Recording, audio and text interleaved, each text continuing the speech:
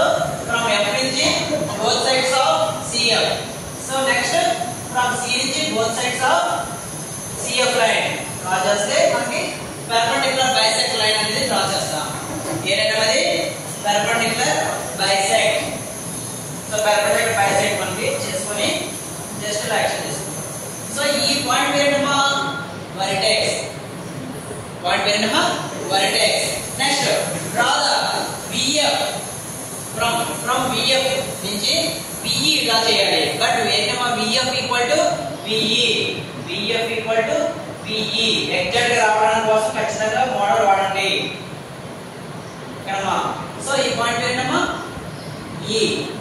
VF equal to PE. లేదా మీకు అర్థం డౌట్స్ ఒకసారి ట్రై చేసుకోండి. ఓకే నెక్స్ట్ ఏం చేయాలమ్మా draw the line from point ఎక్కడ గీయాలి C నుంచి to the point E. Draw the line and extend it. Okay and extend it.